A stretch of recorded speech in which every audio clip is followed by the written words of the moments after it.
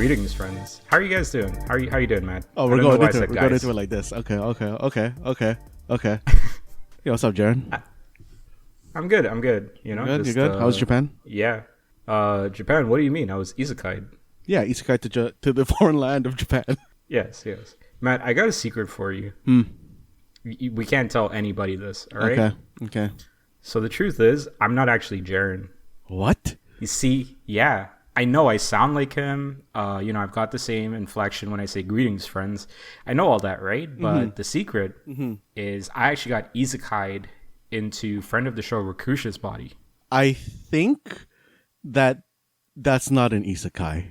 Are we playing isekai or isn't again here? Because I wasn't prepared for that game. I'm pretty sure that isn't the kai, Rakush. I thought that was an isekai, no? Like, he gets isekai'd in, like, if you get isekai'd into someone else's body... No, but it's in the same world.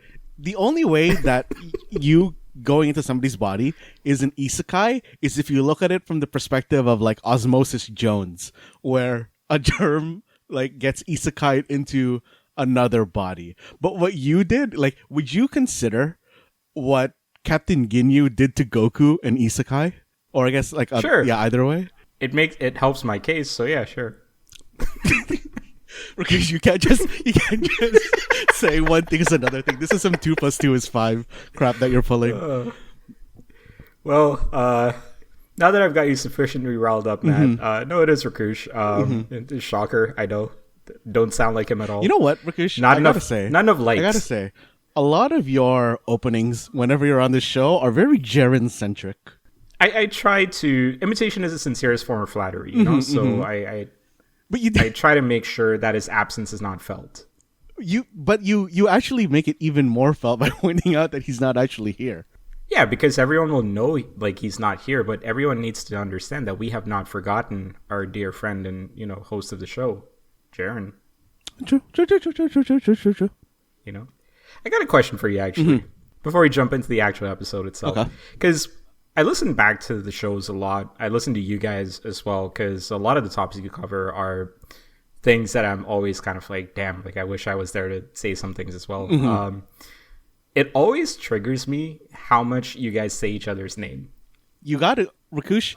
The best way to form a friendship with somebody, to grow the relationship with somebody, is to say their name, Rakush. Please don't. It really reinforces that human bond, Rakush. Please don't. Rakush, would you like to go to McDonald's with me, Rakush? Every time someone says my name, I feel like I'm in trouble, because most of the times I've heard my name or like read my name in text, especially when you read it in a text, you fucked up, because they know, sorry about the swearing, they know who they're sending the text to. There's no reason they need to say your name. So when they write down your name, something's gone horribly wrong. I think whenever I message you now, I'm going to put your name in the message.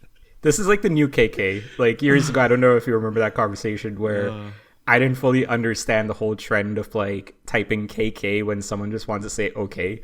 And I always thought I was like annoying someone and they're like, okay, whatever. Like, oh, I see. Yeah.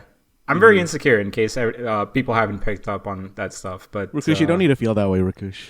Thank you. I know you're trying to like make me feel uncomfortable. I say my name there, but that's one of the nicest things you've ever said to me. So thank you for that, Matt. Well, it's not a very high bar that I need to clear to do that sort of thing. And that's how bad my life is. Well, not bad, sad. That's how sad my life is. If you want, I can call you by your Discord name. No, Ruck Nasty is a good Discord name, but let's not use that one. I've got a couple of... I feel like I've been fortunate enough in my life to have some really good nicknames. I've got Ruck Nasty, I've got Wolfgang Ruck, Optimus Crime. I feel like those three are like the ones I usually go with. I was using Confucius for a while there, but then I realized that's slightly problematic, so I needed to retire that one. Didn't you have Liberal Fartgrad for a while? I always thought that was... Liberal Fartgrad was a good one. That was also there. Yeah, because I don't think I was an art grad, but I just kind of liked the concept of like, being a fart grad instead of an art grad. That was your Twitter handle for a bit, I believe, right? For a bit, yeah. Before the reason I had to change it is because I was interacting with someone that's like a professional writer on Twitter, and they wrote out the entire Twitter handle being like, yeah, what's up, liberal fart grad? And then I was like, okay, I need to change this now because the conversation I was trying to have was not a joke conversation. So at that point, I was like, yeah, I need to have a slightly better presence on Twitter. Mm-hmm. I mean, when I first saw that name, I'm like, oh, you know what? You know who'd like this joke? Rakush. And I was about to screenshot it until I realized that it was you. Well, I mean, I do laugh at my own jokes a lot, so yeah. Well, you know, someone has to. Makes sense. Yeah. Oh, wow. Damn. Got him again. Got him again. Lowering that bar. Sorry, Rakush. Speaking of lowering the bar, idols. Oh, sorry. That was the only transition I had there. I don't know where I was going with that. I just wanted to get back to the topic at hand. But no, this week is an interesting episode from my perspective because I would say for the last couple of weeks, you know, between you, Jaren, and myself over multiple episodes, we've covered things that we are nostalgic about, you know, things that we've been reminiscing about a lot more. I feel like something that has, you know, popped up in my like YouTube and Twitch algorithms and stuff is something that was a passion of yours for the longest time. Still might be, but I really want to talk to you about it. And it's idols and idol culture from Japan. And maybe not just Japan, but, you know, predominantly from there as well. And I'm really excited for this conversation, Matt, because it's a chance for me to ask you questions about something that I know you are a big fan of. I don't know if I'm like, you know, embarrassing you by saying any of that stuff either, but no, I think like, you know, you certainly have an interesting passion for idol culture and like, you know, just the media that comes out of it and the content that comes out of it. So yeah, did you want to maybe clarify anything? The one thing I want to clarify is that you're using a lot of present tense words. I think it's a lot more fair to say that I used to be a very big idol fan. I think like after a while, I really did kind of fade out of it, and I more so just follow singular people that used to be idols that are usually not anymore. But got it. For the most part, yeah, basically what you said is about correct. So I'll try to keep it in past tense as much as possible. But one of the things in the present that really inspired me to have this conversation with you is there's a new show out this spring season of anime shows. I don't know why I said anime shows. It's called Oshinoko, and I don't know what that translates to. It's a weird translation. It's honestly one of those names that has a whole lot of meanings to it, and it's very awkward to try to translate it, which is why when you're seeing it on, I guess, English anime sites, they are predominantly using the Japanese name. So, yeah, I mean, we'll call it Oshinoko for, you know, the duration of this episode. I don't know what it would translate to. And yeah, it sounds like it would be complicated to have an English name for it. But it is on, I don't know if it's on Crunchyroll or what streaming platforms it's on. I think HiDive is where it is. Oh, HiDive. Sorry, HiDive. Yeah, so I mean, the show's available on HiDive. But it's an interesting rollout for the show as well. And that's why it kind of caught my attention. So correct me if I'm wrong, Matt, but it seems like the initial rollout for this show is that they released a movie, a theatrical release for the movie itself, which essentially it's like 90 minutes long. Essentially is the premise. It's setting everything up for the actual show itself. And as of this recording, the second episode's already out as well. Or first, like, actual episode, if you want to consider it that. I don't know. The numbering on that is going to be weird. I guess my first question for you, Matt, is what is the show about? How would you describe it to someone that wants to get into it? To try to keep it as least spoilery as possible, this is a show that is primarily, or that is sort of about the Japanese entertainment industry looking in from the inside. The kind of, I don't want to say like backdoor dealings, but kind of the look that the people who are within it are going to see, the nitty gritty kind of side of the Japanese entertainment industry that you'd see on if you were working within any industry. I think that's like a fair way to put it. Yeah, like a behind the scenes look from the perspective of the people that would be within the industry, right? Like it's an interesting show. It's not sugarcoating any of the idol culture itself, which I think as we get deeper into this episode, something that I've kind of learned just from, you know, reading up on things and watching videos on YouTube and, you know, looking up different shows. One of the things I do know is that idol culture, or like just the industry in general, pop music or whatever you want to call it, It's front facing, very optimistic, very positive. It's hopeful, cheerful. And then behind the scenes, there's just a lot of politicking. There's a lot of competition, to put it in, positive terms instead of calling it like jealousy or envy or whatever, which, the more jaded person would call it that. And it does look at that within like, the first 2 episodes itself. Let's just call them both episodes. Yeah. But it does look at that. I don't think the show sugarcoated any of that stuff at all, right? I think it has, and the reason I'm going to continue watching it is that it kind of like really balanced that, like, the good and the bad nicely. And so I'm kind of curious how that builds out for the rest of the show itself. Actually, Krish, okay. So before we get too far, I kind of just want to say now that from here on out, we're actually just going to be spoiling the first 2 episodes. I think that's going to be fair to say from now on, right? Yeah, and if you're wondering when the spoiler part ends, take a look at the episode synopsis, and it'll actually tell you where you can skip ahead to, because we're not sure how long this conversation's going to go. Okay, let's drop some spoilies, Rakush. All right. Okay, Matt, time to just, read Wikipedia off for the listeners. No, I'm joking. Oshinoko starts by focusing on a doctor. I don't know if it's in like a small town or whatever, but it's he's in the doctor. countryside. He's in the countryside, yeah. He is visited by kind of like this mysterious patient that she's pregnant. She wants to know what the procedure looks like and things like that. And what he realizes as he's talking to this patient is it's actually his favorite idol. Someone that not just he looked up to, but the reason he looked up to this idol is because one of his former patients who had passed away was a big fan of this idol as well. And so he kind of like carried on that legacy and carried on that memory of the patient and held on to the hopes and aspirations for the star. So it was very jarring for him when he realized this star is pregnant. And for those that aren't familiar with the idol industry, one of the plot points is that it needs to be kept very secret. We might get into this a little bit later, but Matt, maybe you could speak a little bit to what this like plot point was kind of like, inspired by, because there's a lot of stories and a lot of reports that when you're an idol in Japan, or when you sign a contract to be an idol in Japan, you sometimes have to sign things like a no dating policy, where if you are caught dating someone, it's a big scandal, and suddenly you might be sued for money. I know that's apparently been changing and stuff like that, but there's a very big, it's a bit of a taboo subject, I guess, within idol culture itself. Yeah, like looking at both K-pop and J-pop idols, the no dating kind of rule is more so recently kind of, the companies say, hey, we're not really enforcing this, but it really is a, hey, you really shouldn't be caught dating. It's more so a don't get caught dating rule.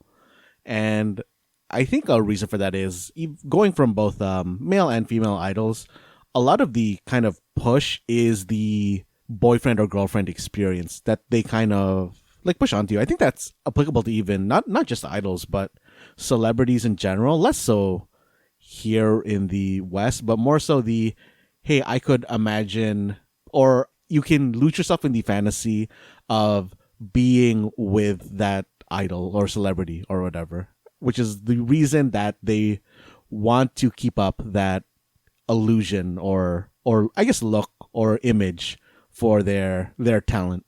It's that classic cliche of you are selling a lifestyle, not a product that is prevalent in advertising. It's, I guess, a little bit of transparency. Like, I've been in advertising in some capacity for like 6-7 years at this point.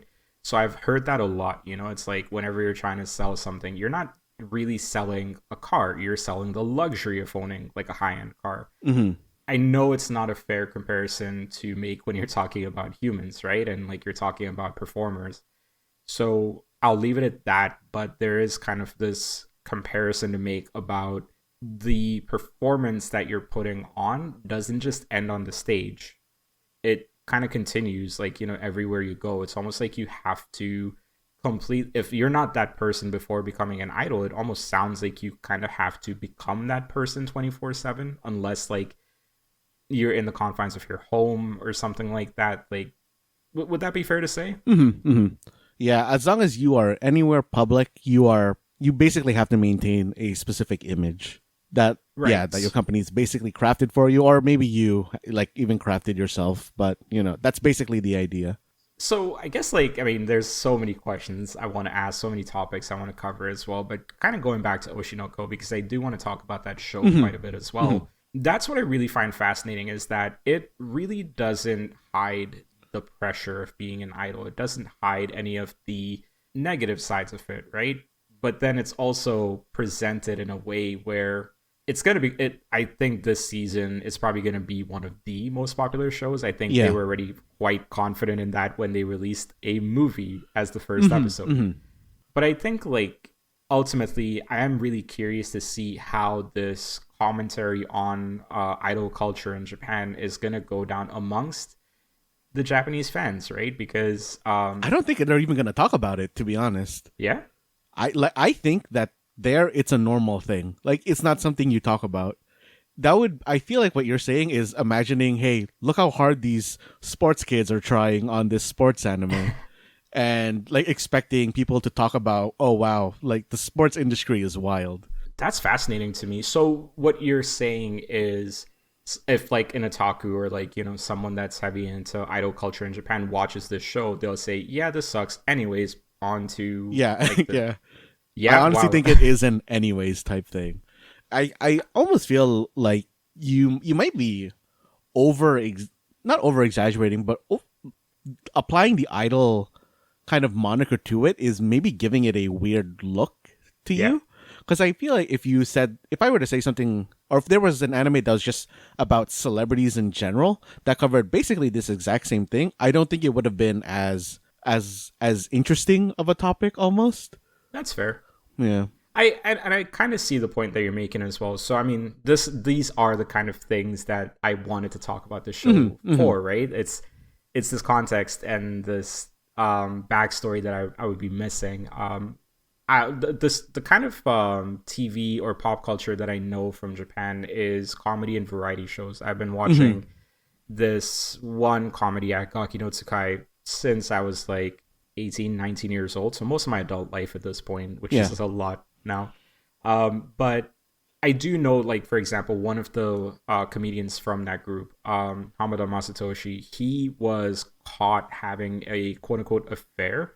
But then the story that came out is that him and his wife have, in hiding, been separated or, like, secretly been separated for a long time.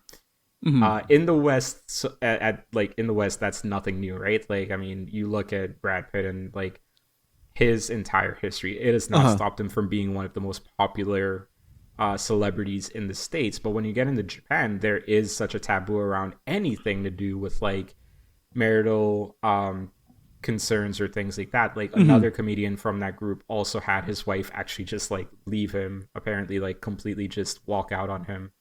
So like there's a lot of that experience that I have, but I guess like from talking to you, what I'm hearing is that it's not just an idol thing, but it's an entertainment industry thing there that like you need to hide a lot of these things to preserve this external image. I think that is a very Japanese thing. I think from a lot of the stuff that I've just read about.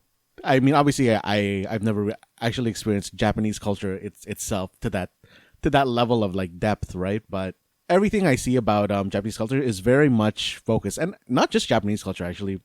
I think Asian culture in general is very much focused on keeping face and like not allowing anything to like kind of lower your image. I'm not really sure of a better way to put that. Yeah, it's interesting. Like something that comes to mind when you say that is that this might just be something that the more conservative nations have in common. Like in India, there's this kind of saying in Hindi, like "Log kya kahenge." This is now a bilingual show.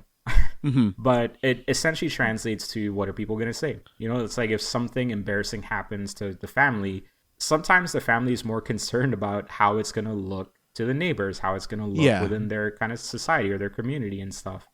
So it's really fascinating how like there is that kind of universal similarity there. I mean, it even goes into like just like stuff you were talking about earlier for comedy, right? I think it's fair to say that in Western comedy or American comedy, it's much more the funny person is more so telling a funny joke about another person. Whereas, like compared to British comedy, where the British person is usually doing something dumb themselves and they are the joke, Yeah, right? it's like more slapstick humor. And like I think that also like translate. I was gonna say that translates a lot to Japanese comedy as well, because Japanese I think is very slapsticky. But then I was thinking a lot about how they kind of have the what's the pairing name? What's like the manzai it's like Manzai. Boke and Oh, something. Tsukomi. Skomi, yeah. Yes. Like I was gonna say that it's probably a lot more like that, but I guess they do kind of have a switch sort of thing in there. Yeah, I mean, as a side note, right? Because we're kind of getting into a Yeah, we're different kind part of of yeah we're the going into Japanese different. entertainment thing, so we'll kind of wrap this up quickly. But I do recommend people look up how comedy works in Japan as well, because there's a couple of different styles, right? There is the standard manzai duos, which is kind of similar to what Abbott and Costello would have been in the past, except like America or like the Western nation or like North America, I should say, doesn't really have that comedy duo styling anymore, but it's very prevalent in Japan. There's also Rakugoka in Japan, which is, I would say, like a more traditional or like ancient version of stand-up comedy, which is Yeah, not a yeah, great way of describing it, but it is there. yeah. So maybe we leave the comedy conversation at that. I do want to get back to Oshinoko and finish the summary Yes, real quick yes. because I feel like we kind of cut that one in half. But yeah, so there's a doctor, there's a former sick patient who passed away, and then there's the idol. Now, what ends up happening in the course of the movie is that the day before the doctor agrees to deliver the baby, he is attacked by a mysterious person, and he dies. The Hmm. babies are born. It's just that he wasn't there for that. However, it turns out that there's a resurrection story happening with the babies. It's twins. One is a girl. One is a boy. And we learn pretty quickly that the girl is the former patient who died, and the boy is the doctor. Hmm. However, they both have memories from their past lives. And so it's kind of just the first, I would say the movie episode looks at their growth up until, I would say, what were they, like 5 years old, 6 years old, probably? I think But yeah, I think they were like four to be honest, but yeah, yeah. yeah, I never actually caught that. And it's way too long for me to go and rewatch. So that's probably not going to happen. But Hmm. um, yeah, it kind of like, goes through their growth and them getting more used to this, like, very shocking realization that, hey, we're babies now, and like, we kind of got to act like babies and stuff like that. Hmm. And it's a lot of that, and it's growing pains. And as that's happening, the idol, Matt, do you remember her name in the show? I. I. That's an easy one to remember. Hmm. As at the same time, I is kind of like, figuring out the industry herself. She's figuring out her place in the industry, expanding beyond just music, and figuring out how to present herself online, because it's being in the show is in modern day as well, so obviously, like, the social media presence and stuff is a big deal. Hmm. However, her pregnancy is kept a secret. The kids are also kept a secret, so no one ever knows that she's had kids, and she continues her career as if nothing has happened. Part of Hmm. that is because she works for, I guess, something called like an underground idol group, and that is something I want to ask you about in a second as well. But because it's kind of like a startup, like, it's an independent production, they couldn't really afford to have her image tarnished. And so the manager and his wife decide to look after the kids as if, like, they're their own kids, and keep it all under wraps and keep it a secret. So she's juggling her career, she's juggling the secret. All the while, there is one fan that somehow finds out that she had the twins. This is also the fan that turns out to be the one who killed the doctor, Yeah. or at least that's implied. I don't know if there's a twist coming up or not, but that happens, and then he finds out where she lives. And so one day before a big performance that she has supposed to have at the Tokyo Dome, she's stabbed and Hmm. she's killed in front of her kids. Hmm. And so the boy, he essentially is putting two and two together, and he figures out that the person that fed the information to this fan was probably their biological father. And that's what the story is building up towards, is figuring out who this person is, all the while also showing the kind of like day-to-day struggles and, like, the life that the two kids are also living through as well. One trying to Hmm. become an idol, and one kind of becoming an apprentice to a director who allowed I to have like an opportunity and stuff like that as well. That's actually a very detailed synopsis. So maybe listen to this once the episode is done. But like, okay, so Rakush, what did you think of the show itself as an anime?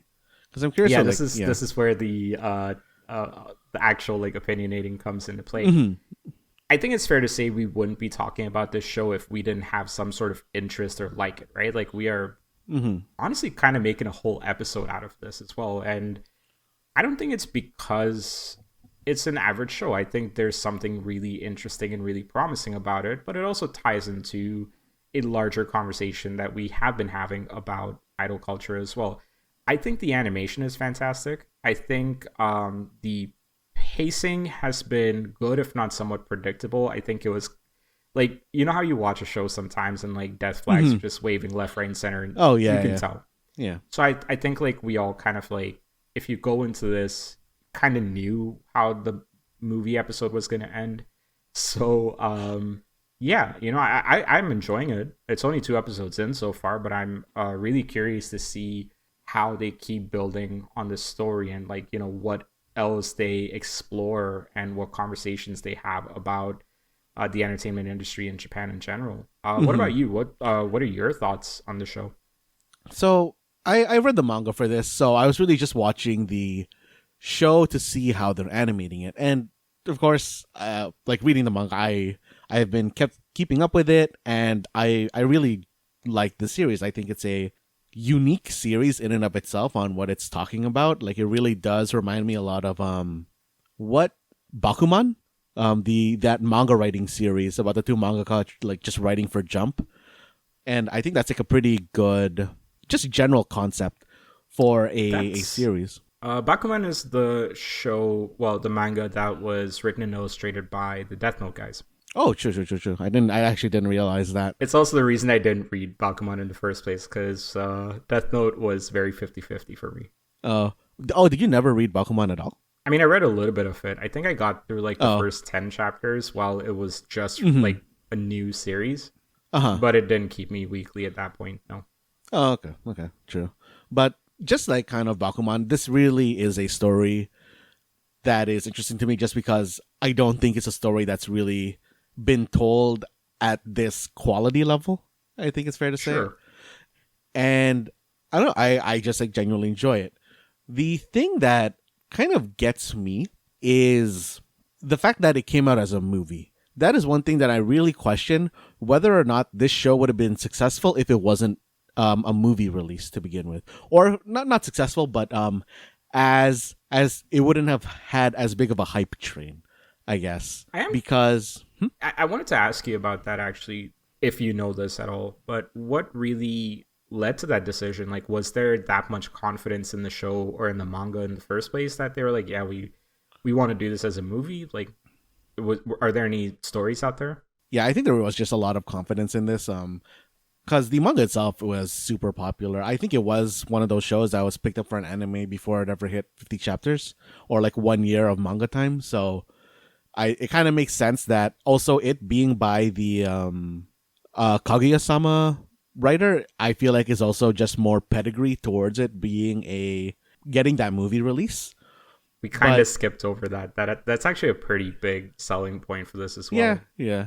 Yeah. But I do wonder how much hype there would have been for the show, because I think it's fair to say that if this was not a 90-minute initial first episode, I think it's fair to say that the first episode is Doctor and then reincarnation, right? And then the second episode would be kind of just daily life, I guess, up until Aqua's movie scene, maybe. Yeah. And then the third episode is where I dies. And for a second, I thought you were saying you died, and I was like, no, wait, no, that's the person's name. No.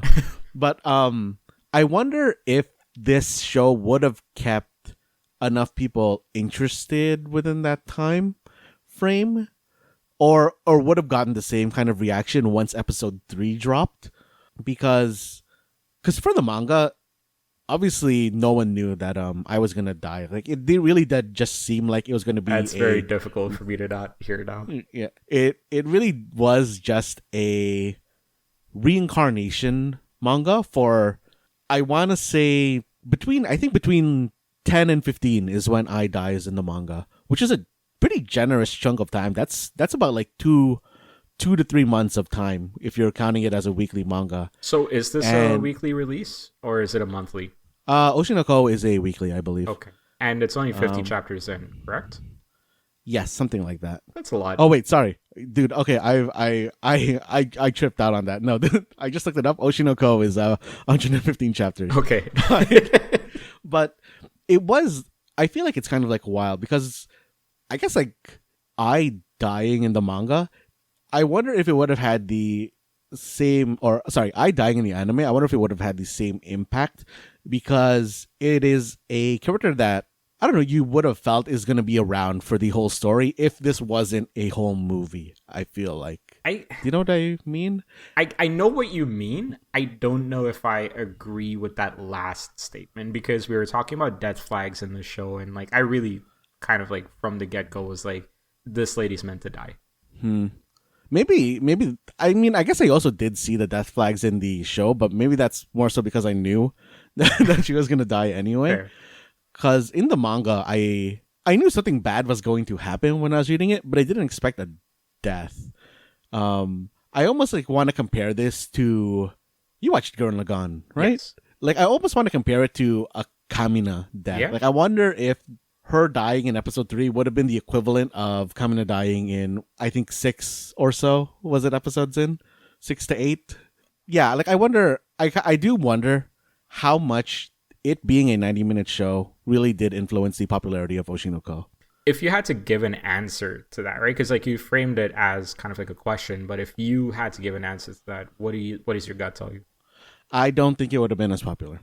Interesting. I think it would have been one of those shows where it's, yo, everybody's been talking about this whole season. I guess next season I'm gonna watch this show. Kind of Gotcha. shows. It's an interesting question to pose as well because you and I have been talking a lot about, well, not a lot, but we have been talking about the amount of episodes you give a show before you drop it or you decide to watch it through. Mm-hmm. And I know both of us were talking about 3 episodes roughly being the range, but I know it's turned into 1 for you in recent memories. Yeah. I feel much more free to just drop a show once it becomes interesting to me. So if all you had were the first 30 minutes or, first 20 minutes of the movie, is this a show you would have kept?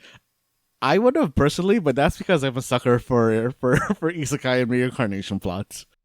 So you confirm this is an isekai plot? I said isekai or reincarnation plots. Damn, I almost had you there. Nope. Ain't gonna get me with that garbage. Come on, Rakush. Until I die, until I'm reincarnated, I will continue to try and convince you on that. Mm-hmm, mm-hmm. But no, I think like kind of going back to that 3 episode rule, I've been using it a lot for other shows this season as well, and I think it's worked out fairly well. I started off watching I think like 9 or 10 different shows. Not the usual amount that I would watch because usually I come in based on recommendations. Like you would recommend something or other friends of the show would recommend stuff, and that's how I'd watch it. But I think this season, because there were no immediate recommendations, and I didn't just want to like completely drop off watching anime at this point, because there was some like I've built a nice routine around Saturday mornings where like I'll make myself tea and breakfast, I'll sit down, I'll watch a couple of those shows, and then like I'll start off the weekend that way as well. So I wanted to keep that routine, and so I decided this year I'll watch them and just kind of go in blind, and Oshinoko was one of them. But I would say in general the 3 episode rule has helped. It's narrowed down 9 to I would say 5 at this point. Oshinoko is one of them for sure. But I'm wondering, because I think if this were just a 3 episode arc instead of like a 90-minute movie, I think it might have done just enough to keep my attention for the rest of the season, personally speaking. But I do also know that releasing it as a movie is definitely a gimmick that's helping its popularity. So yeah, I mean, maybe we can expand the conversation out of Oshinoko. I feel like it's fairly obvious that both of us do recommend watching the show, despite the gimmicky nature of the 90-minute movie episode, theatrical release, whatever. But it's pretty cool. It's pretty cool. 10 out of 10. Yeah, 11 out of 10. It's all right. No, I did find the intro and closing music, or the opening and closing music, to be it's I don't know. There's something about me where I'm like, hey, is this too cool to be an anime track? I don't know. Yoasobi is a great artist. Yeah, it's pretty good. If you're into that kind of music, I think there is definitely a barrier for me to enjoy it the same way, because I am not super into just J-pop or K-pop or any of that stuff itself. But I do respect that. Yeah, it's the quality is quite high. It's my preference is not an indication of quality. But let me open this up to you, Matt, because I really want to just kind of talk more about the Japanese entertainment industry, the idol culture, things like that as well.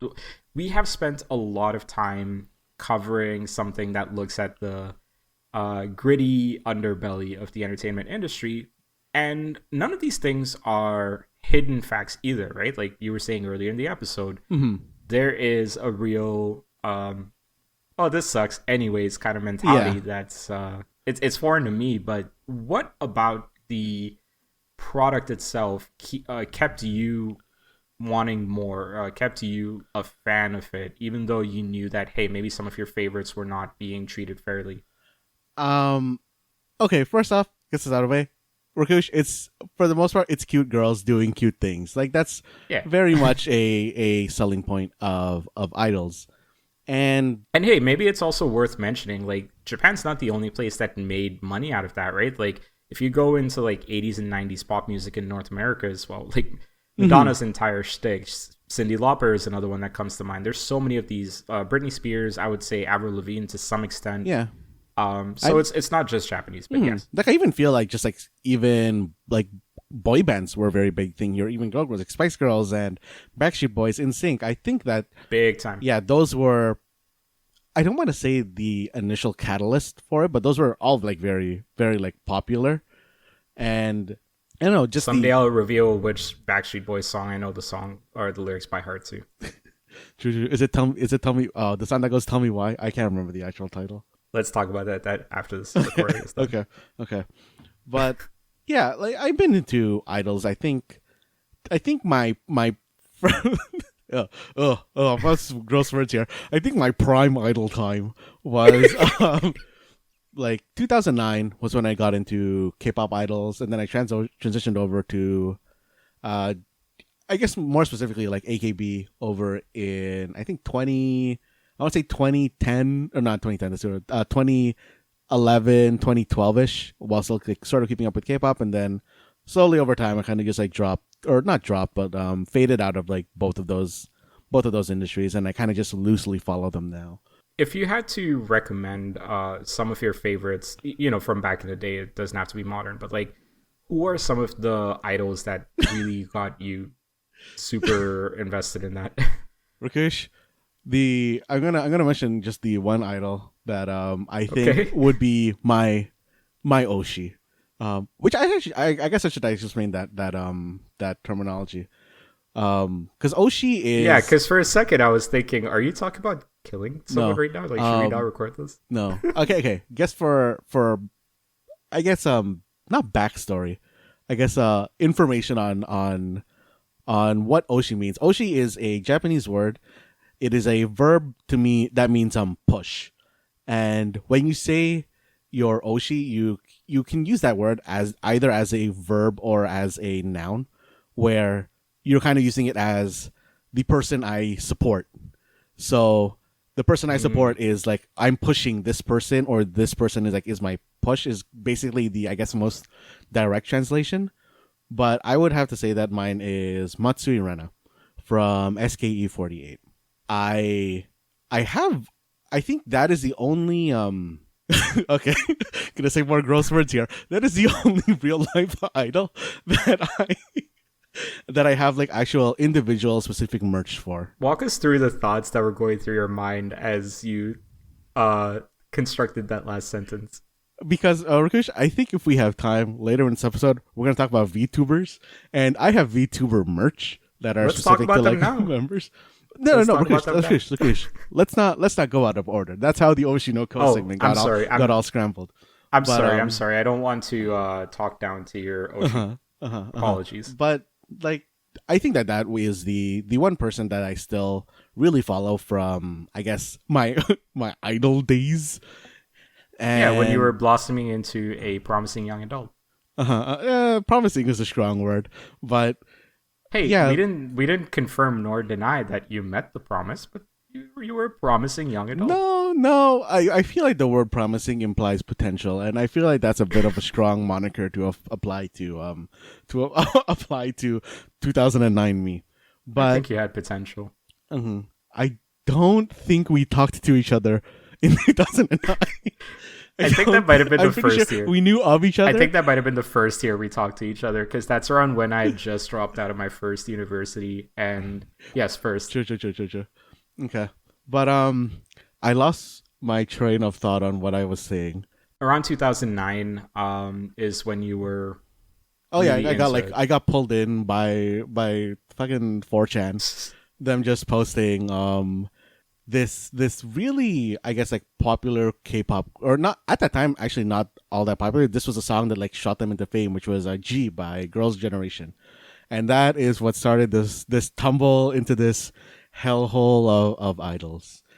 And I don't know, Krish, I would not recommend. I mean, would not recommend basically a majority of the first half of my 20s. well, let's reframe that as, it's like, hey, this we're too old to get back into it. Let's say that. But I think if you're young and if you are, honestly, looking for meaning in life, figuring out that you're not as promising as you thought you might be, or some others thought you might be, then yeah, put your faith in idols. Yeah. Honestly, don't. Okay. Right now, I think that the K-pop scene is basically at its zenith right now. There is just so much Korean media, basically all over the world right now, or at least I'm just gonna say within Western entertainment right now. It's so easy to find especially with how like much it's being just pushed online. Like Netflix is hardcore pushing Korean content, which like surprised me when it started happening. But I mean, like BTS became extremely popular, right? Like I don't know what year they became popular, but up until they had to do military service, which they are in the process of doing, they were like the thing in the world. And it's really fascinating like how cyclical the influencing can be, because BTS was heavily influenced by R&B stylings from the West, and like it's kind of become its own thing, sort of a maybe I'm describing this uneducated, but it almost sounds at times like a love letter to some of the more edgy boy bands from the 90s, and it feels like it's bringing that back. And it's like this really interesting cycle that I'm seeing of like musical influences.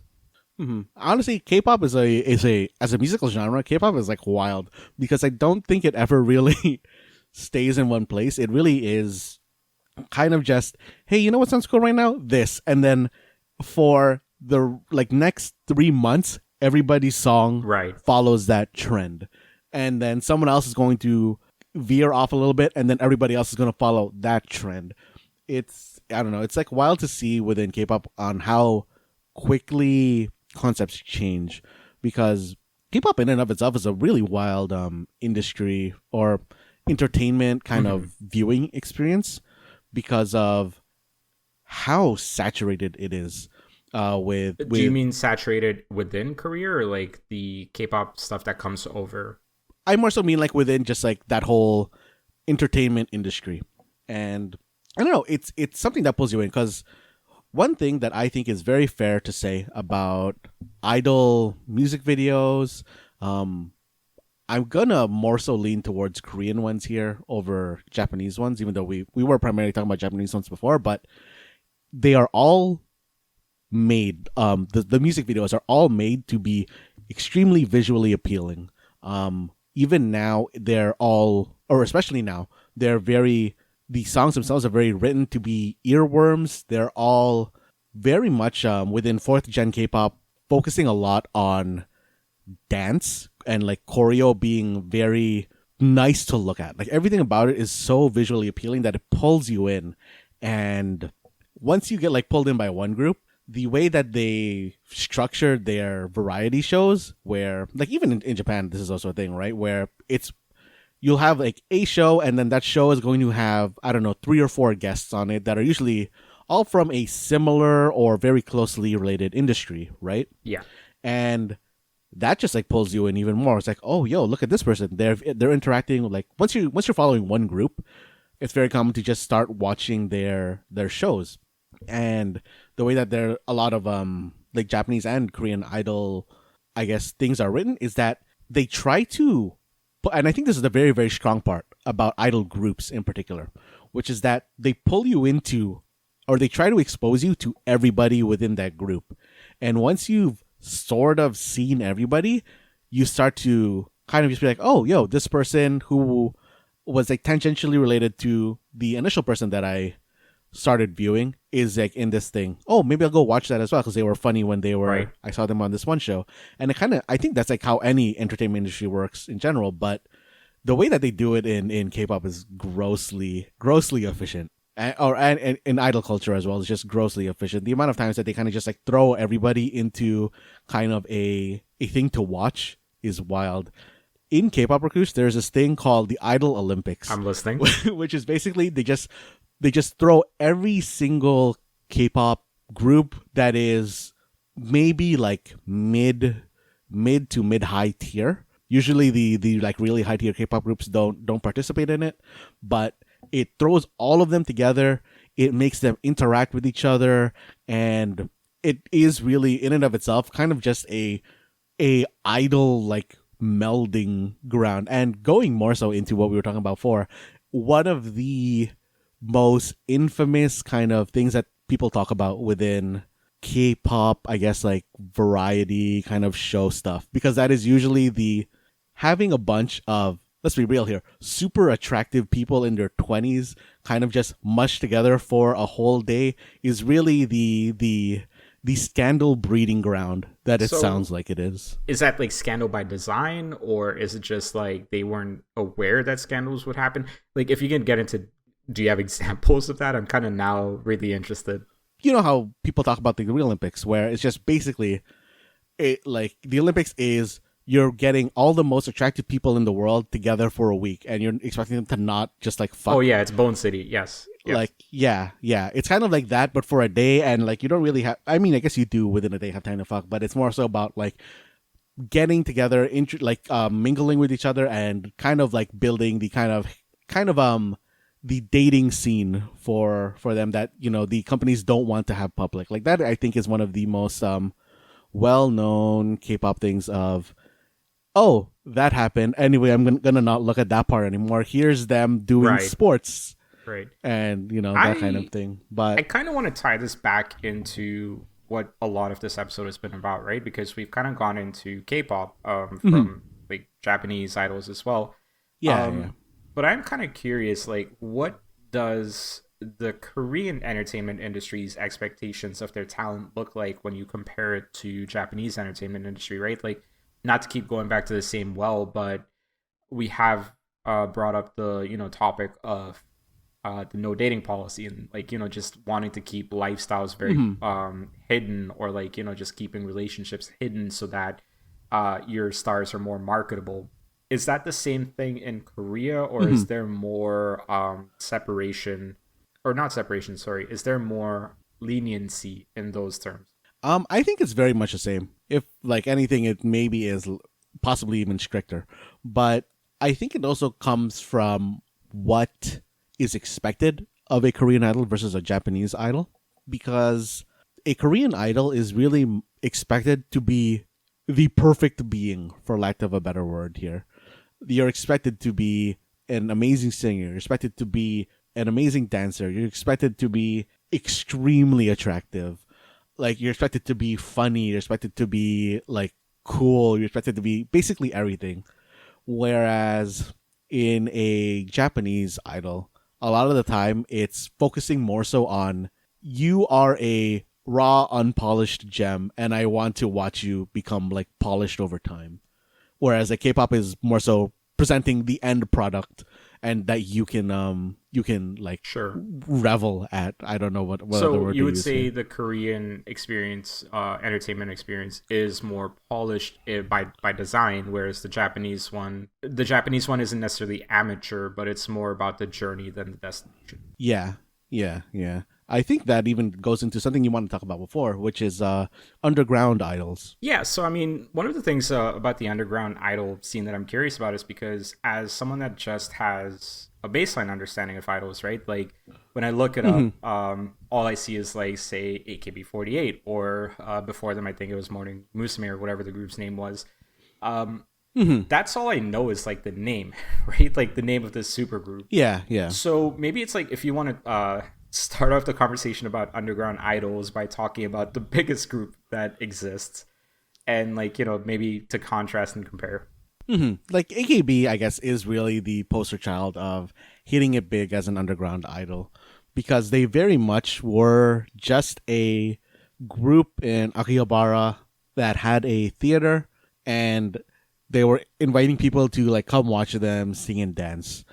I think if I remember correctly, their very first show they had, I think it was like 7 or 12 people, like around that for their very first show, and that theater I think it's like around 50 Okay. people. So for that is kind of weird, and I think they've stuck to that kind of the general idea for AKB48 was idols that you can meet, Mm.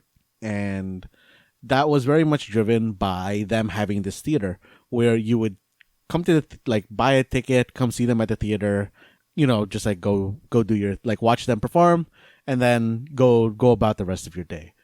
And over time, they became more and more popular, and that is very much how the I don't want to say how the underground idol scene started, but that is how like the underground idol scene works and aspires to be. So what allowed them to become popular? I guess because I would not have considered them an underground group, at least like hearing about them in 2023. But yeah, like 19 years ago, they're getting formed. Like what really leads to the popularity? Like how do underground groups become popular? I think it's a fan interaction Mm. thing, because from what I understand, because I like definitely wasn't around during like the start of AKB. I really did come around kind of the I don't say peak of their popularity, but like when they started like popping Right. off as in terms of popularity. And one of the very important things I guess for them was fan interaction, which was basically one, you get to go to the show to see them, and like two, you go buy their merch. And I think the thing that really popped them off is something called the handshake event, which I think was popularized by AKB, which is basically is that you buy a CD from them, you get a like basically a raffle ticket, and if your ticket wins, you can come in and like meet them now, have like a handshake event with them, and like talk to them for like 10 or so seconds for every like thing you won. That's basically what led them to, I think, really accelerating their popularity by allowing people to have time with like these idols, which I think was revolutionary at the time. I don't know if I want to put that particular It's okay. spin We're on it. not the primary source for this Uh-huh. information. For those who would like to know more about idols, please visit wikipedia.com or Google. Either is good. I don't is Wikipedia.com? I want to say it's I don't .org. even know. I just usually Google up Wikipedia. So maybe just start off on Google True. and yeah. But yeah. Yeah. But like as far as underground idols go, that's basically the concept. It's almost like a indie band, or like that are playing shows in some like random bar. Like I think that's the closest image I can think of that is like analogous. The closest Analogous. Yeah. analog that I can think of to like Western culture is like the indie band. That's really interesting to me because of how it kind of is almost opposite of what the culture dictates, at least with celebrities, right? Like there is, at least in Western culture, a sort of separation between celebrities and quote unquote average people. Yeah, you know what? Like I was actually thinking about this a while ago, and I don't know if celebrities are the best comparison to idols. I actually think that the best comparison that we have to idols in Western culture is influencers or streamers. Interesting. Because I think that it is very much a, how do I say it? It's someone who's popular for, like, they're not actors, they're not necessarily like musicians, they're not necessarily kind of like thing that you would normally associate to celebrities, right? Would like, you say that the commonality between the two is the fan interaction? Because if you're talking about influencers, I think the fan interaction is probably the important thing that makes me want to link idols and influencers and streamers like together. there's maybe even a case to be made if that's the connection you're making, and for a different episode. But hey, um maybe that handshake event actually influenced influencers as well, right? Because influencers have only been around for, I would say, like maybe a decade. But that's also like a technology thing, right? Like, Yeah, yeah. exactly. But in general, just kind of like that fan engagement side of of things feels like it would be more influenced by the whole idol, or at least the AKB48 side of things, which is kind of fascinating. But yeah, like underground idols is indie bands basically that are hoping to make it big in the same way that indie bands hope to make it big. Yeah, I mean, it's all just really interesting when you compare it to Western things, right? Like when you're comparing it to indie bands, like going to a dive bar here and like watching someone perform and like finding a diamond in the rough is usually not something that happens. How often is it though that like you can go to one of these shows and get like a high quality performance? Like, I guess what I'm asking is, even though they're quote unquote underground idols, does that mean the quality is not as good? Like, what happens to the ones that aren't successful? I mean, the ones that aren't successful just fade away, right? Yeah. But I don't know, from what I've seen of just like recordings of underground idol groups, and again, these are recordings of underground idol groups, so they already basically have a fan base at that point, is that they look crazy. Like underground idol groups having like mosh pits and stuff. It sounds like wild. There's just it's very much a, I don't know what word to attach to this, because it's very much a very concerty, a really hype concert environment, because kind of just the way that fans kind of act during the like idol concerts and stuff is the way that you show that you're into it is waving around a light stick, right? Like, Right. have you seen that classic theme? Yes. Yeah, have you seen like one of my favorite things I discovered when I was really into idols is otage. Like, have you seen like the kind of like light stick dance choreography?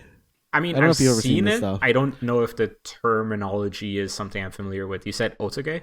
Yeah, like I don't know, that stuff is very entertaining for me to watch. I don't know if it's just like shiny lights, and I like watching lights on screen, and it's also just a choreographed dance, which is also fun to watch. But I don't know, it's a really, going back to that, like being able to wave that thing around in the dark is a very good way to show your enthusiasm when you're within the crowd. And the way that light sticks usually work is that each member would have a fan color, and if you are in the crowd and you want to show your support for one particular member, you switch your light stick to that color. I see. And I always thought that like that was a wild thing. Or you'd have a group color, and like when your group is performing at a combination event with like other groups, you would show your group's color. And I don't know, I always thought that was a very like fun, I don't know if fun is the right way, but like an interesting thing for that like came out of idol culture. I mean, fun as a supporter, of course, right? But then obviously it's there for the people behind the scenes to see who's popular, who's not. Yeah. There's also, oh man, maybe this is like going like too specific of a thing. There's something called okay. This is really going deep into K-pop lore. Let's do There's a particular concert within there's a particular K-pop concert with an event called the Black Ocean, which is basically there was one girl group that was getting very popular amongst the a lot of the guy groups, and the fans of the guy groups didn't like this. So what they did was when they were performing, this is a shared concert. This was like a big ass hall too. Like, I don't really like Rogers Center level like hall. Like it's a that's not a hall. That's a stadium. Yeah. Sorry, stadiums. I don't know why I forgot that word. But when that group came out to perform, they turned off their light sticks, and that seems really innocuous if you don't really understand that. But it's almost like you're performing to an empty stadium at that point. That's also like a silent protest at that point, right? Like, yeah. And I don't know, like that. I don't know if that counts towards the kind of I guess it doesn't really count towards like the kind of like dirty side of like idols that we were initially talking about at the start. But I don't know, that just like came into my mind as another kind of fan interaction thing, but in a bad way.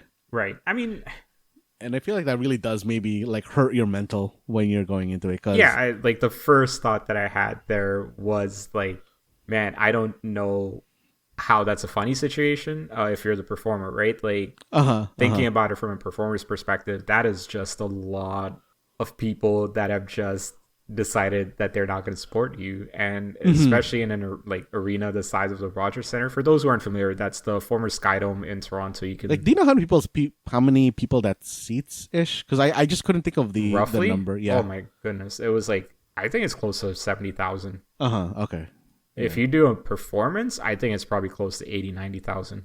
So it's a lot of people. And if that's the amount of people, not all of them, but like if a chunk of them even decide that like they're not even going to support you, let alone support you, they're going to like silent protest against you. Like that is just as a human being on stage, man, that is a hit to the psyche. Yeah. Thing, you know what right? actually, you know what actually makes that story a little bit worse is that, the way that the kind of seats were set up for that particular concert was that all the fans of a particular group were all grouped together. And it just so happened that the fans for this girl group were all kind of grouped more so to the side.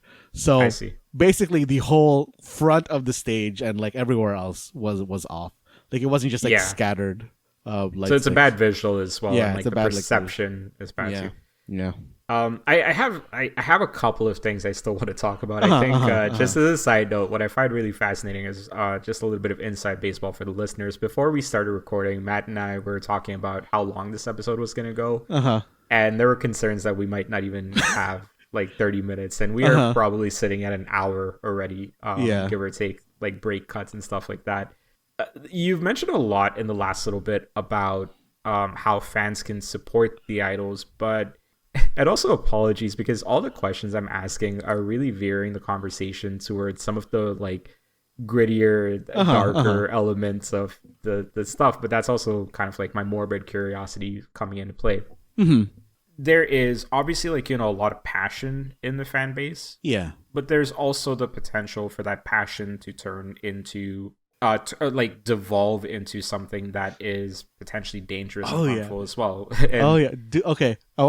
There was somebody actually recently within K-pop who is a very, very popular solo artist, solo idol. One of their fans, I guess, kind of just like went off kilter, and now they're accusing her of being a North Korean spy. Like, it's wild. What? Yeah. I need you to send me the story at the end of this recording because I absolutely need to read. Oh yeah, it's that like obviously they're just like spouting garbage, but to know that they put their time into making basically, I don't know what to say, a flyer or a handout that says, hey, this person is a North Korean spy, here's your proof. It's wild to me. Yeah, just like the whole idea of that happening in this, like it's, I don't believe it, but I just kind of want to read it because it's one of those like things so absurd that sometimes I can't believe that we're in reality anyway, in that sense. But yeah, but yeah, no, like I really just kind of wanted to like talk about the darker side of being a fan, right? Because there is, of course, there's things that you like about idols or like J-pop, K-pop. There's a lot of things about it that make you feel whole or make you feel better about yourself as well, right? Like in not you as in you, Matt, but you as in kind of like the universal you. Yeah.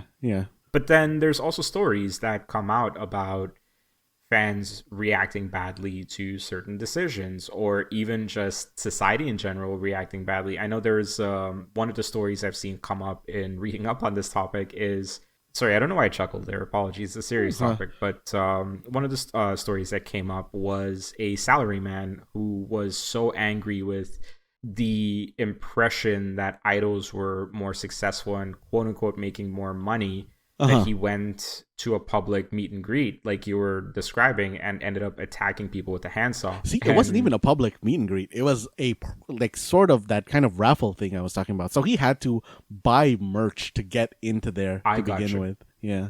Okay, yeah. Sorry, I wasn't familiar with how the meet and greet side of things works. So apologies there. But yeah, he ends up like, getting in there through the raffle, and he attacks a bunch of people, and one of them was an idol.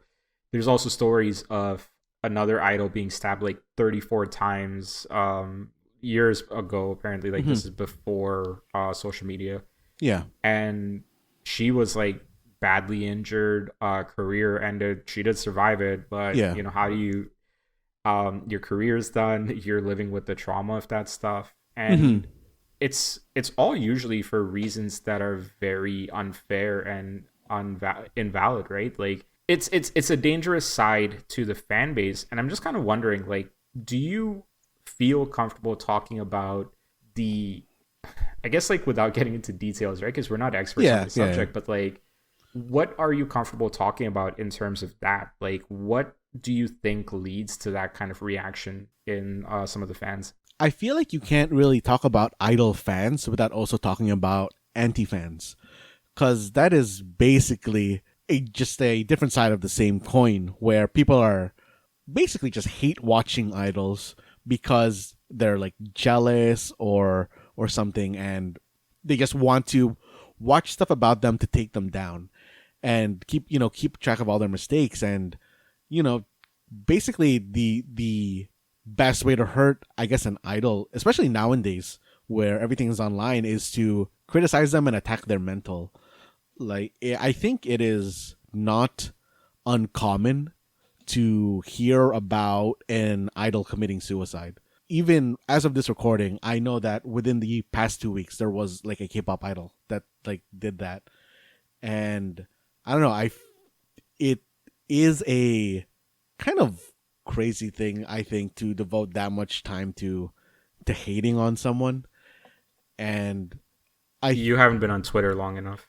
I mean, sorry, that's a bad joke to make in the context. Yeah, but I guess I personally just don't like spend my time focusing on hating people. Like, once I see somebody being mad, I'm like, okay, cool, and then I'll just like go read something else on Reddit, I guess.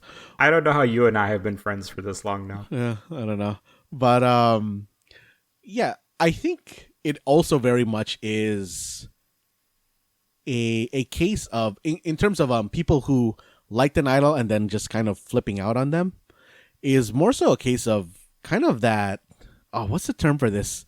It is when it's like a one-sided relationship, where the kind of relationship that a fan has with the celebrity, where they know a lot more about the celebrity than the celebrity knows about them, or even the celebrity even knowing that they exist. Parasocial relationship. And gotcha. Like, kind of like that whole thing really does lead to, like you said, like the very passionate fans. Like that knife cuts both ways, right? Where if they're really into you, they're really into you. But if you do something wrong, they're gonna hate on you. I think it's not uncommon to see. I've definitely seen stories of, hey, like so and so idol was caught dating. Then the next like article down is so and so fan has taken all of this idol's merch, and this is them stepping on their CDs. This is them lighting their merch on fire. This is them egging the company building. I don't know, like everything about that switch is always kind of wild to me. Yeah, and I mean, I think the idol's name was Minagishi something. Minagishi Minami, yes. Yeah, that's another like popular scandal, I guess, that people talk about, is that she was caught dating someone, I believe. Yeah, that actually for her broke very, very, very well. Yeah, very well. This is actually it launched her. Yeah. Yeah, because after that happened, she posted a video where she basically had like she had buzzed off all of her hair, which I guess like it was just her decision to do that. Yeah, I also think that for her, and there's another idol in that same group that kind of also went through a dating scandal, and for them, I think that the type of idol they were worked in their favor because Yeah, they were not like girlfriend experience idols. They were more so kind of variety or comedy idols, or like they leaned more towards the funny side sure. of idols, Which I mean makes which really sense when you look at helps. Yeah, Minagishi as well, because she's now taken on a comedy yeah, in doing, yeah. or sorry, a career in doing comedy, and she's Hmm. appeared on spin-offs to this Amazon Prime show called Joshi Mental. Hmm. She's been on a bunch of the variety shows with the Gaki no Sky people as well, so that's how I'm Yeah, familiar yeah. with her. Hmm. So yeah, you're right. Like that is a Yeah, like it story of broke pretty success. well for her, but like there are a lot of idols where you're basically you know what? I'm actually surprised that we've gone basically an hour and 15 minutes maybe that we've been talking about idols without talking about the concept of graduation. Where I didn't like even know that some was a idols. question to ask, so let's hear about it. What Oh, is I mean, graduation? I guess like going just going really quickly into the idol thing that I was talking about before, which is idols being caught in dating scandals and then quickly graduating from the group after that. And graduating is more so a thing for Japanese groups where it's basically just leaving the group for whatever reason. It's more so a Japanese thing because I think a lot of, or I guess you know what, it's better to say it's more so an AKB thing because it's more so about AKB is kind of like a revolving door of idols where they are there for a while and then they leave. And graduating is what it's called when you decide to leave the group.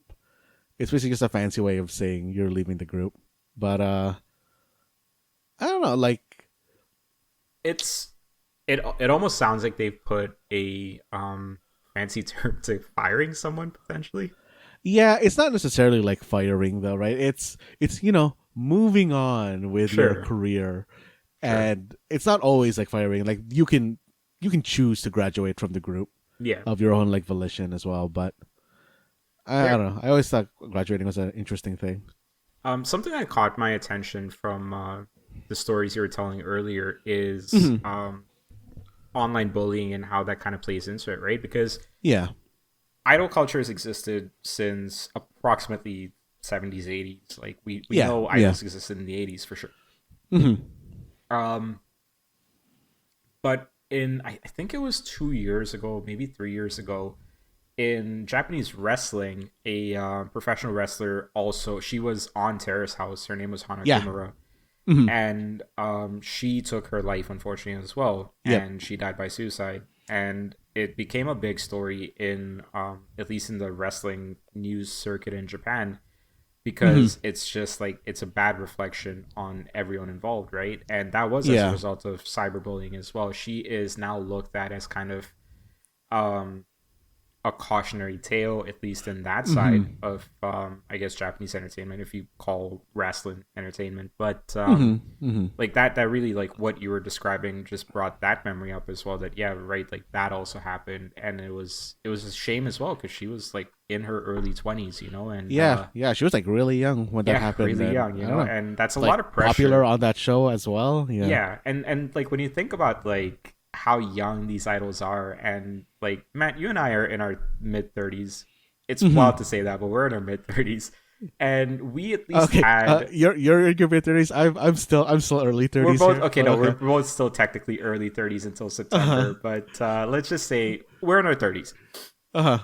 and we at least had a solid, I would say, 10 to 15 years where we grew up without technology, right? And Yeah. we probably had maybe another 10 years without, well, maybe 5 years on top of that without social media. Hmm. We did not grow up believing our value was based on who we were online, or what Yeah. persona we had online. So we were at least able to, while we had that online persona, I feel like we grew up in just the right time to separate ourselves from that persona Hmm. when the time came. not all of us, but at least in our friend group, I think we've succeeded at that.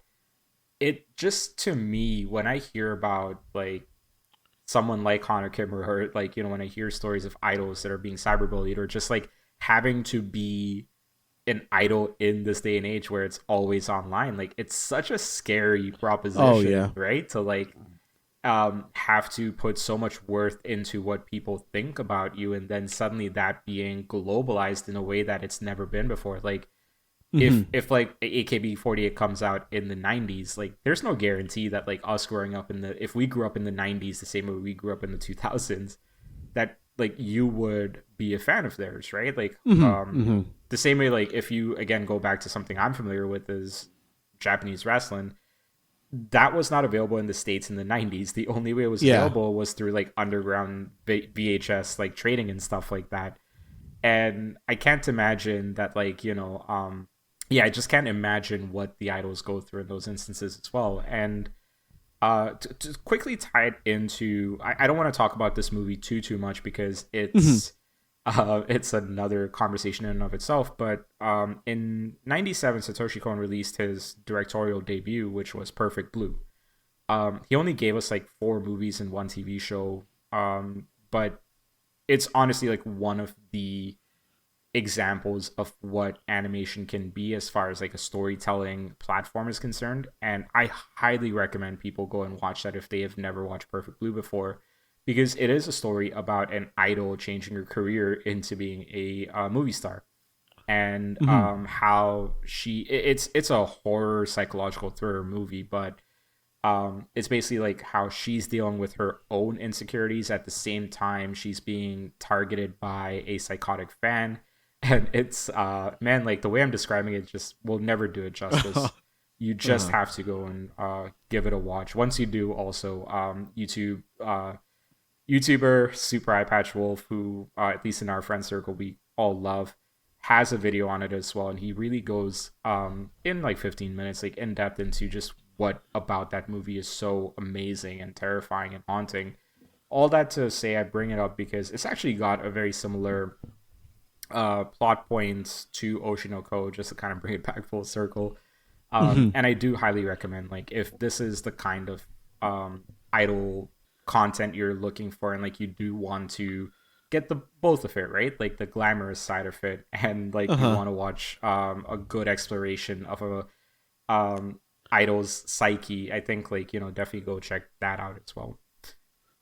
Bit of a ramble there, but yeah, like, just, I mean, it's been something I've been thinking about since we started talking about during this episode. Is just, man, like that is so much for these idols to have to be worried about on a regular basis.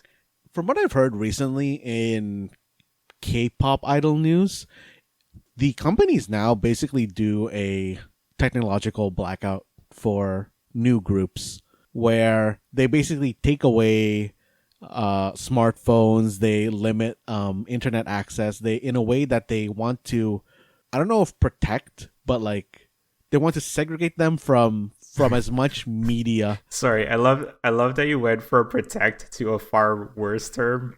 See, because like yeah, protect implies, I think, a good intention, whereas I want to I You feel want like the negative connotation on this. I kind of want the negative connotation there, but okay. Isolate, potentially? Isolate, yes. Isolate would actually be a much better word, because that doesn't really imply like good or bad, but I think that maybe that is I don't know if it's the best way to help somebody's mental with regards to like internet, but isolating an idol from negative opinions of themselves, or even like positive opinions of themselves. They don't want them to see how well the group is doing, or how, more importantly, how poorly the group could be doing.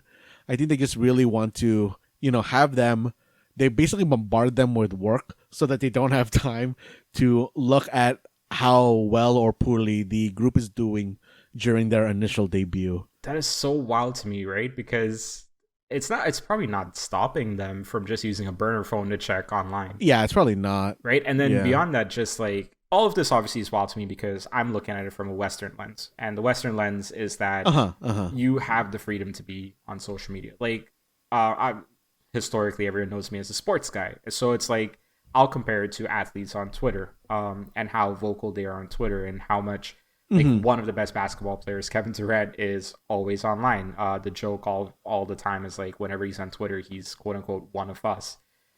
Because he's just being a troll online, or he's just shit talking. And it's funny to me that like that I don't want to call it a privilege, but like not even a right. I don't know what the term to use is, but just that act, I guess, is treated as such a taboo thing on the other side of the world is really fascinating to me. And it almost seems like I don't know if there's any benefits, like you were saying, right? Like, I'm not sure either. So, yeah.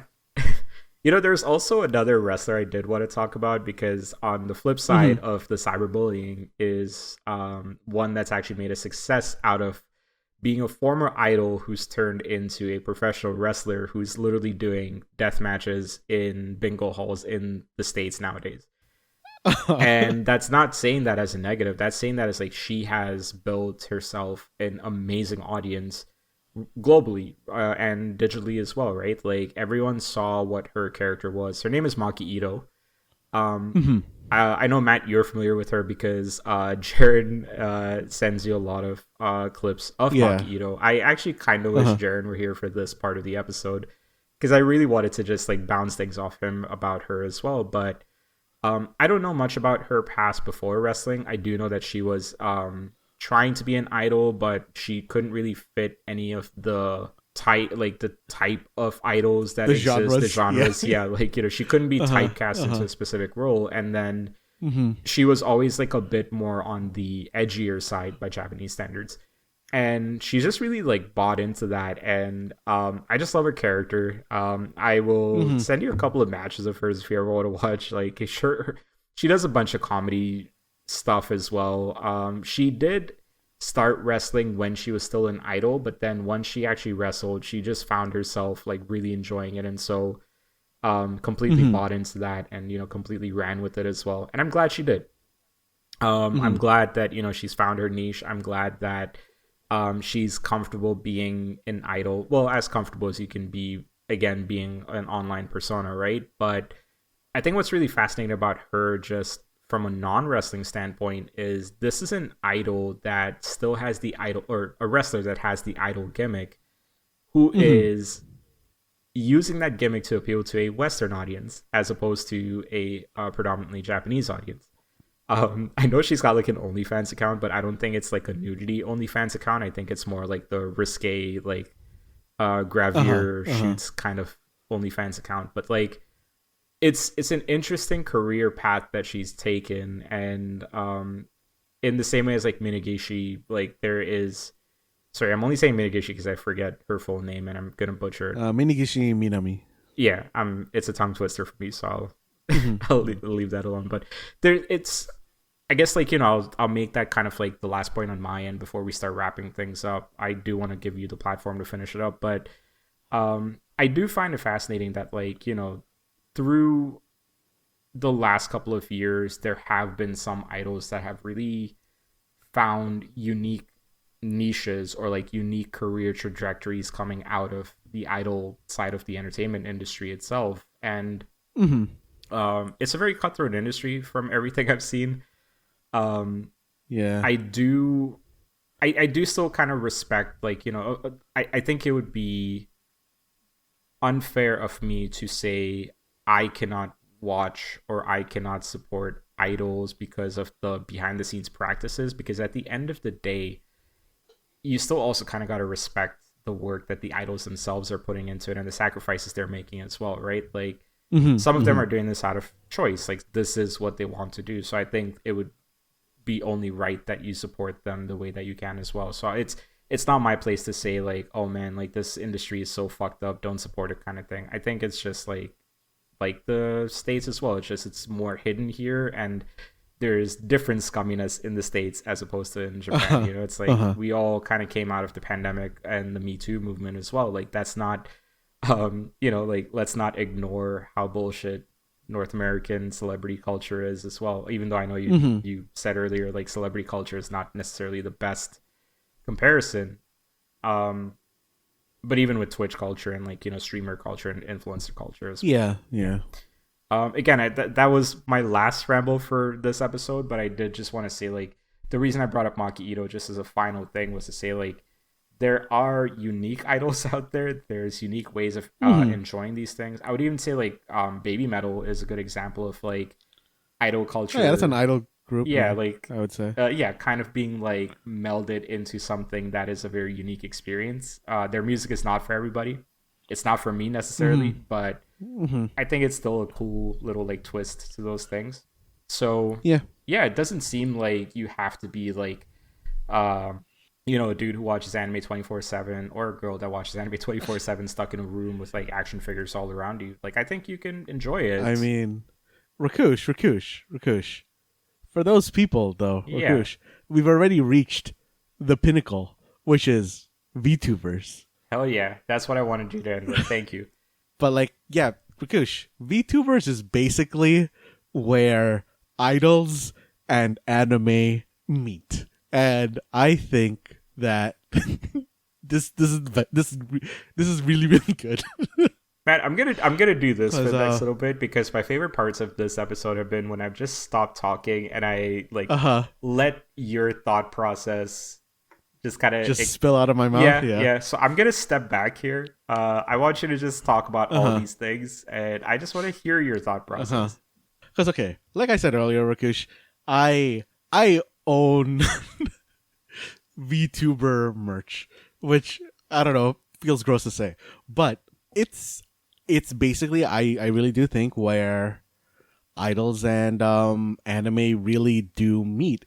For people who don't know what VTubers are basically just streamers that use a anime an animated anime avatar that kind of, for the most part, will usually have a camera pointed at the real person, and it translates the real person's movements into movement for the anime avatar. That's generally how it works on like a very high level explanation. And they use their avatar in the same way that a streamer would use their avatar. And I don't know, is good dumb bullshit, to be honest. I think that me and Jaren have talked about this before on the show, where our go-to group is Hololive. And I guess they're not called like idols, but they're just called like VTubers or VTubers within there. And I don't know, I think that this is a very close analogy to idols, because honestly, they are called an idol group. The guy who made Hololive did say, hey, we want to create a company that's kind of like AKB48 in concept. And I think that he did a very good job of doing that. It honestly, I think, really hits that commonality of people who would watch anime, watch idols, and watch them play video games. And it really is just another kind of combination of hitting demographics that were going to intersect anyway and hitting it well. Because when you're looking at, I think, the VTuber scene, a lot of it, I think, initially is going to be very predicated on how good your avatar is. When I'm going online and just looking at indie VTubers, there are some that, like, for all I know, they could be very popular, not popular, but very entertaining. But if their avatar is not good, that is a very, very big hit against you being a VTuber. And it's very unfortunate to say that, but with the level of quality that people are able to put out with this, I do think that for those types of people, they have to maybe, like, I don't know if step up is the right word, or maybe too cruel of a word, but like that, I think that is a very big filter in terms of VTubers. It's also worth explaining to people who aren't familiar with how the processing of VTubing works. It's usually a 2-computer requirement, and you need like a lot of processing power on, or one computer No, with like not really. high You end don't need processing power. you don't need that much, to be honest. You can do it off one computer. Really? Because Like I thought like a couple of years ago it was like you need like high end shit just to do like the capturing and like the tracking and stuff. way back, that was streaming in general, but like now, No, I'm not talking way back like with Twitch early days. I'm just talking about early days of YouTube. oh no way, man. Like that stuff like works off of iPhone basically. Like you just Really? Because I thought the whole concept behind, because there's also PNG tubers, Yeah. right? And I thought the whole concept behind PNG tubers was they exist because you don't have a good enough PC to run VTube. I mean, I also feel like that at that point it really is just a technology thing. You don't need two computers to VTube. Huh. Learn something. It new really today. that really is just your computer's trash kind of thing. Sure. Yeah. But yeah, like because I even remember VTubing, like not when it wasn't called VTubing, was still even like popular through something like remember Face Rig on Steam? Like that was like technically VTubing, but without that moniker on it just yet. Did you know, Matt, that if you have Zoom or Microsoft Teams, you can do VTubing off that now as well because they've got built-in avatars. Oh, nice! I want to see I want to see what MS Teams Chan looks like. It's actually, does Teams have it? I know Zoom has it for sure. I want to see what Zoom Chan looks like. Let's see. Yeah, well, like VTubing definitely sounds like, I don't want to say the next thing because it's the current thing right now, but like it is definitely a fascinating evolution of streaming culture, idol culture, anime culture as well. Yeah, like I said earlier, like the fact that like streamers are basically the closest thing that we have to idols in the West, I think makes it the obvious next transition for idol culture. And I don't know, them being anime really just leans into the whole, I guess, Asian or I guess Japanese specific kind of idol culture. Sure, yeah. Because I'm like thinking about it right now, and while I don't specifically look for it, I don't think that I've ever seen a specifically kind of Western comic style VTuber. Western comic style VTuber? What do you mean? Yeah, like the I mean like generally the art style. Like all the VTubers I see are either very much in the anime aesthetic, okay. or very much in kind of a DreamWorks aesthetic. I got you. That is interesting. And I don't think I've ever seen. Yeah, but I also feel like I don't know if a Western kind of VTuber aesthetic would work. Mostly because I feel this fight down. I think one of the most important things that both DreamWorks and anime style animation styles have is the eyes, because I feel like the eyes are always very expressive in both of those kinds of art, which is easier because they generally do have proportionally bigger eyes to everything else, so you can kind of throw more expression into that than you could with what I generally perceive as a Western style art. So what you're saying is we're not far off from a Barney the Dinosaur VTuber. Is Barney the Dinosaur still a thing? Oh yeah, has to be. Oh man, I haven't considered him in a long time. I kind of wanted Thomas the Tank Engine VTuber, to be honest. That would be a weird one. I don't know. I think that would be pretty funny. I guess, like, okay, what Western properties do you think would make good VTubers? So I'm starting with Barney. I think Barney would be fantastic. In terms of just like art style, I think art style. I was gonna say anything Disney would work, but I think that also leans into like DreamWorks ish. I feel like if you lean into monster-ish designs, kind of like I think something like Invader Zim would maybe make a good VTuber art style, or even Earthworm Jim, kind of anything with that is expressive and not specifically human. I almost feel like would be better in as far as like Western art styles go. Interesting. I feel like Invader Zim is too much of a cartoon for me to necessarily like it. And with regards to... so you want like more realistic-ish ones? Or just like maybe 3D-ish ones, right? Like I think like a Ninja Turtle one would be interesting. Oh yeah. I think Ninja Turtles would. I think that would be well. a good one. The Disney ones are weird to me because I feel like that is going to be very Fortnite-y in like characters doing things they're not supposed to be doing. Rakush, Fortnite is the biggest property in the world. So, I know, you know. but I'm also just kind of imagining like Elsa from Frozen just like rapping along to like Nicki Minaj, and that just I can imagine it, but I don't know if I should be imagining it. Is what I'm saying, you know? So yeah. I think it's just you need some kind of art style that has very expressive faces. Like when I'm thinking of like something like the X-Men cartoon, I don't think I can imagine any of those kind of characters being good styles for VTubers. I agree with you. Like I agree. Matt, I don't it feels like an abrupt end. It does, but we have been talking for a very long time. I know you've had a long day. I know I've had a long day. Rakush, I tried to shampoo my head this morning and my arms hurt so bad. You tried to shampoo your head? Yeah. Once I was done helping my a cousin move, I went to go take a shower and my arms hurt so bad that it hurt to shampoo my head. Yo, bro, you keep doing that, and that's called working out. And people. No, I don't believe in that. That's a myth. But you might end up liking. That's a myth. I think that's just called Stockholm syndrome. Working out. No, liking pain. Yeah. It might also be called depression. Oh, masochism. That's what that's called. Yeah. Better than what I was gonna go with. Great chat. No, thank you for doing this. I think for like, you know, stepping back for a second, I think it was really fascinating to hear you talk about all of these things with a level of passion and excitement that, like, I mean, I've heard it from you before, but you know, it's always fun to capture that for the listeners to kind of like peep into as well. So thank you for sharing all that stuff. It's a lot. Thanks for being here, Rakush. Yeah, of course, bro.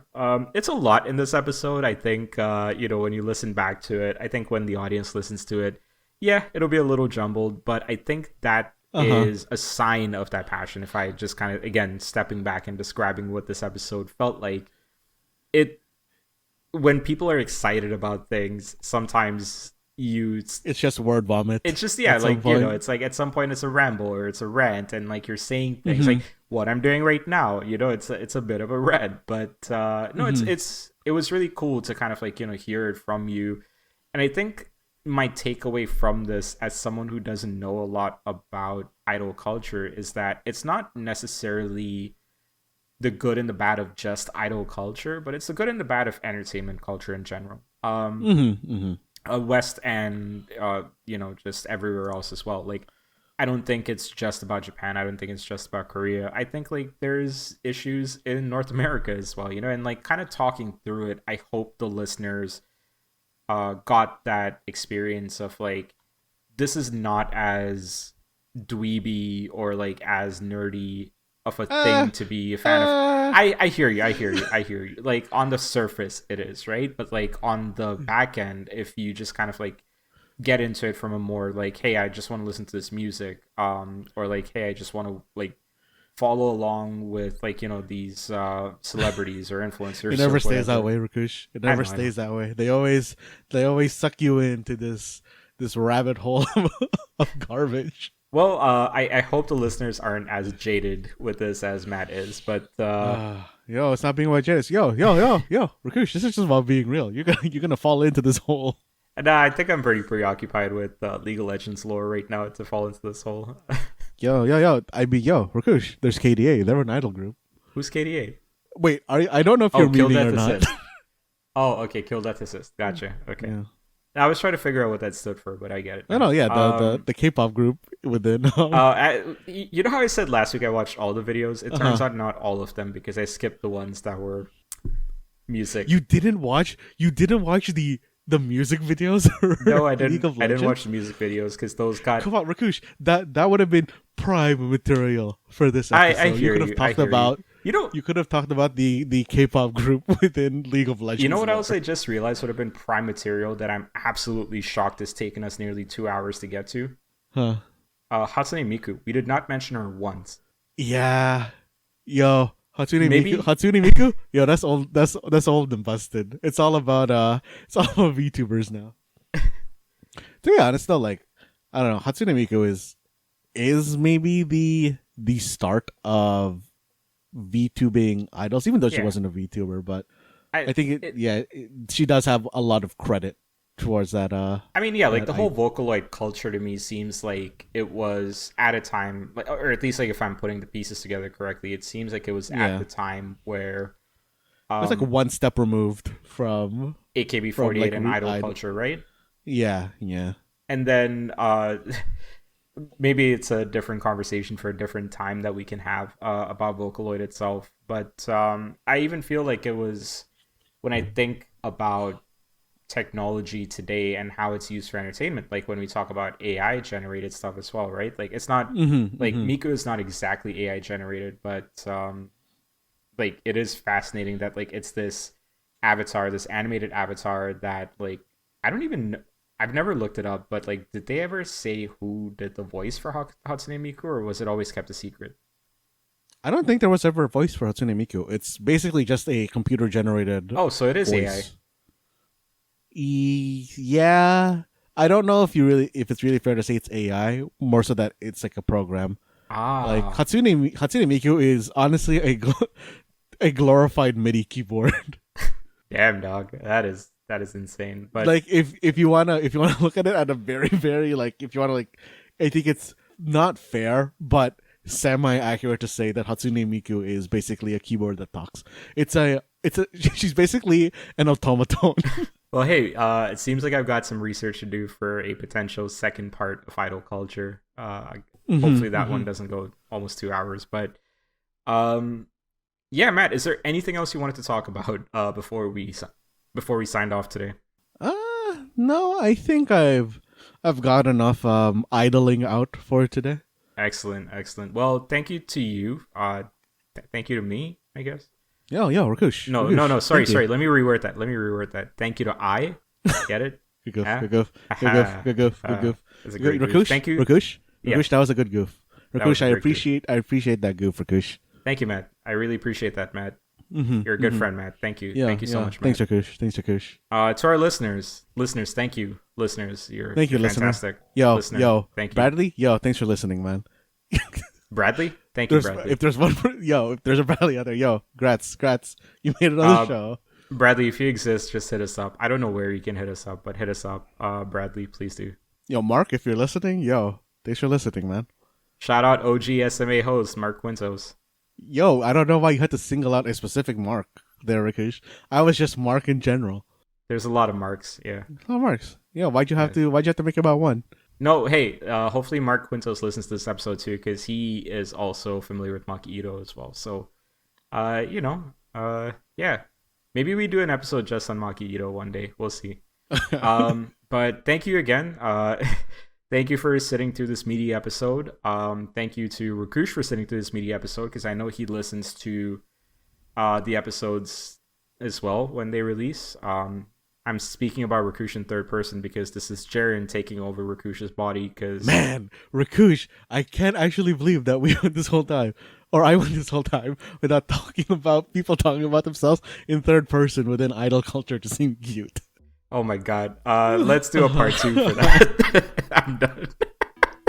I'm running out of space on my hard drive for memory on this recording. Right, yours are like gigs big. Okay. Yeah. Take it away, man. This has been the Mistake Zone, and we're all out of hard drive space. Almost.